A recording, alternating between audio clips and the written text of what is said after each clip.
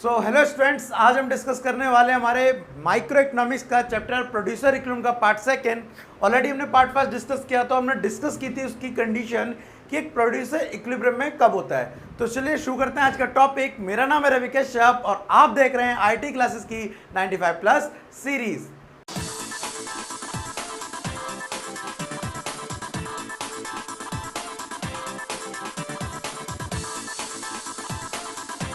तो स्टूडेंट, जैसा कि आज का जो टॉपिक है वो हमारा प्रोड्यूसर इक्विलिब्रियम में हम ये समझेंगे कि एक उत्पादक संतुलन में कब होता है। अब देखिए, आप एक प्रोड्यूसर हैं, आप कोई चीज़ बनाते हैं, वैसे तो हम ऑलरेडी ये पहले भी डिस्कस कर चुके हैं पार्ट में, लेकिन आज दोबारा समझ लेंगे तो कोई बड़ी बात नहीं हो जाएगी।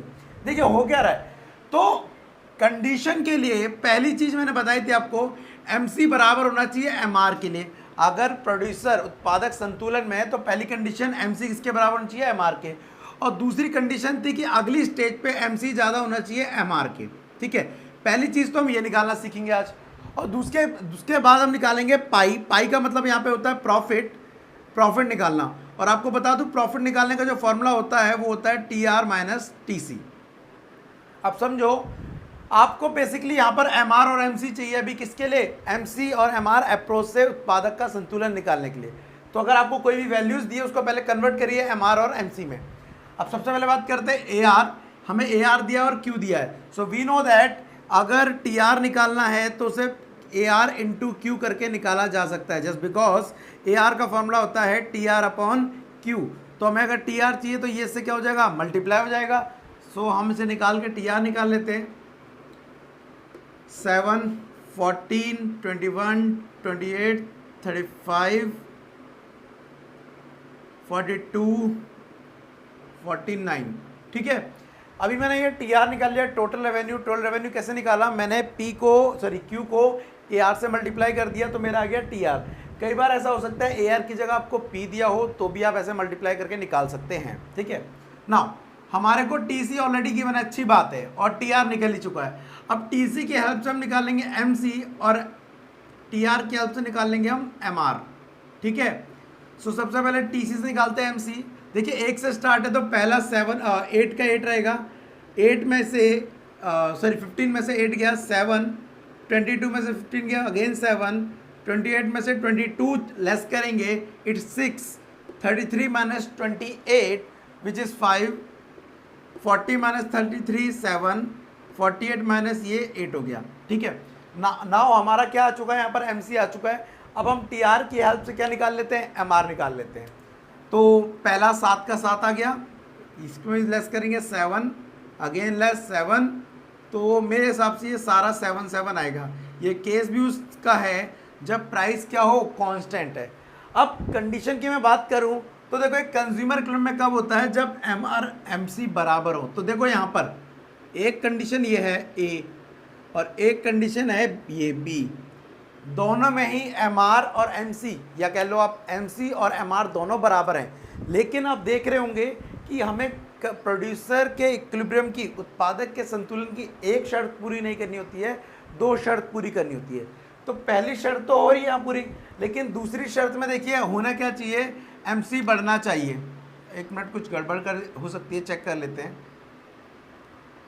15 माइनस 8 कितना 7, 22 माइनस 15 7। बुक में अगर चेक कर लेते हैं तो बुक में भी सही है। तो अब यहाँ भी अगर चलो इसको भी देख लो, यहाँ भी इक्वल आ रहा है, ये B ले लो और इसको C ले लो।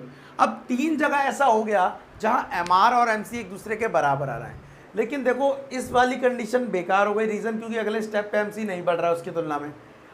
इस पे भी देख लें तो उसकी इक्वल है और अगले स्टेप पे MC कम है एज़ कम्पेयर टू MR, तो यहाँ भी इक्विलिब्रियम नहीं है। लेकिन अगर हम यहाँ पे देखें 6 यूनिट पे, तो ये भी 7 ये भी 7 और अगले स्टेप पे MC ज़्यादा हो रहा है एज़ कम्पेयर टू MR। ये 8 है और MR ओनली 7 है। तो यहाँ पर इस वाली पॉइंट पर दोनों कंडीशन क्या हो रही है, फुलफिल हो रही है। कौन सी वाली, ये वाली, पहला MC MR बराबर है और अगले स्टेप पे MC ज़्यादा है एज़ कम्पेयर टू MR। तो यहाँ पर प्रोड्यूसर क्या में होगा, इक्विलिब्रियम में होगा। क्लियर है, तो ये वाला कोई भी न्यूमेरिकल आता है तो आप इसको सॉल्व कर सकते हैं। याद रखना MR इक्वल टू MC करना है और अगले स्टेप पे MR से ज़्यादा हो रहा हो क्या, MC। जिसे लास्ट क्लास में मैंने आपको डायग्राम के थ्रू भी समझाया था। समथिंग ये हमारा ए आर कर्व भी हो गया और एम आर कर्व भी हो गया, क्योंकि प्राइस क्या है, कांस्टेंट है, और ये हमारा क्या जा रहा है, हमारा एम सी जा रहा है। अब यहाँ पर भी एम आर और एम सी बराबर है, और यहाँ पर भी एम आर और एम सी बराबर है। ये वाला डॉट हो गया, एक ये वाला डॉट हो गया। इस वाले को हम नाम देते हैं अभी ए अपनी तरफ से, या एल एम। अब इस वाले पॉइंट पे देखो बराबर तो है, लेकिन अगले स्टेप पे आप ये जरा देखें तो means M R is greater than M C, तो ये पॉइंट इक्विलिब्रियम का नहीं हो सकता। लेकिन यहाँ पर इस पॉइंट में देखो तो इक्विलिब्रियम के बाद M C is greater than M R, so यहाँ पर हमारी कंडीशन दूसरी वाली भी फुलफिल हो रही है, तो प्रोड्यूसर यहाँ पर क्या होगा, इक्विलिब्रियम में होगा। क्लियर है? तो ये तो हमने सीख लिया कि एक प्रोड्यूसर इक्विलिब्रियम में कब होता है, उसकी कौन कौन सी कंडीशन होती है। अब साथ ही हम सीख लेते हैं कि अगर हमारे को एम आर एम सी निकालने के बजाय निकालने को आ जाए पाई। अब यहाँ में पाई का मतलब आपका वो 22/7 नहीं है, 3.14 नहीं है। पाई का मतलब होता है यहाँ पर प्रॉफिट, और प्रॉफिट निकालने का फॉर्मूला होता है T R minus T C. तो this is our T R and this is our T C. ना हम क्या फाइंड करेंगे, पाई। तो हमें क्या करना है, लेस करना है टी आर में से टी सी को। तो 7 में से 8 गए -1, आपका प्रॉफिट माइनस में आ सकता है, कंफ्यूज होने की जरूरत नहीं है। उसके बाद 14 - 15 -1, 21 में से 22 गए -1, 28 में 28 गए 0, 35 में से 33 गए, कितना आया भाई बताओ जल्दी, 2, 42 में से 40 गए 2, 49 में से 48 गए 1।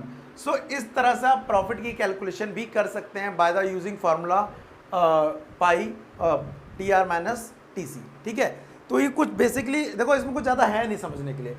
इस चैप्टर में जो भी आपका था वो प्रोड्यूसर इक्विलिब्रियम था। देखिए, तो प्रोड्यूसर इक्विलिब्रियम मैंने बता दिया आपको कैसे निकालना है। ये वाला मैंने लास्ट में बताया था, ये कब होता है, जब कांस्टेंट प्राइस हो, कांस्टेंट प्राइस। और एक और डायग्राम होता है जब प्राइस कांस्टेंट ना होकर क्या होता है, फॉल्स हो रहा होता है, जिसका एक एग्जांपल मैं आपको बुक से देख के समझा देता हूँ। इसको मैं रब कर लेता हूँ, उसका भी समझा देता हूँ आपको। सबसे पहले हम ले लेंगे Q which is 1 2 3 4 5 and price दिया हुआ है आपका 87654 आई थिंक। ठीक है, और आपका TC दिया हुआ है। TC क्या गिवन है आपको, 6 11 15 एंड 20 26। नाउ अब ध्यान देने वाली बात है, आप यहाँ देखिए, यहाँ पर आपका प्राइस कांस्टेंट नहीं है, आपका प्राइस कंटिन्यूसली क्या हो रहा है, डिक्रीज हो रहा है। और जब कंटिन्यूसली डिक्रीज होगा तो इस केस में प्रोड्यूसर इक्विलिब्रियम में कब होगा, यहाँ पर भी आप सेम चीज़ अप्लाई करेंगे, पहले P इंटू क्यू करके।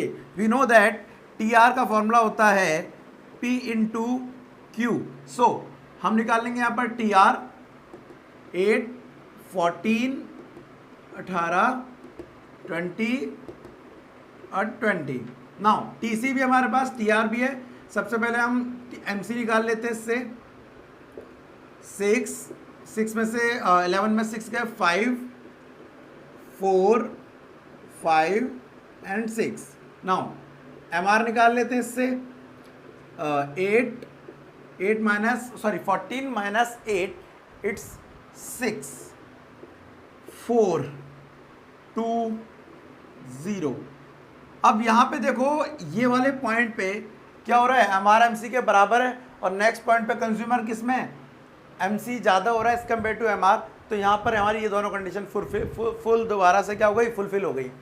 अब मैं दूसरी चीज़ आपको बता रहा था कि ये वाला वो केस है जब प्राइस कांस्टेंट ना होके फॉल हो रहा है, व्हेन प्राइस डिक्लाइनिंग या फॉलिंग।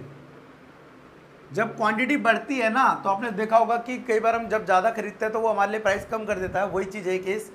इन दैट केस तब आपका MR या AR कर्व जो आएगा वो MR कर्व ही आएगा।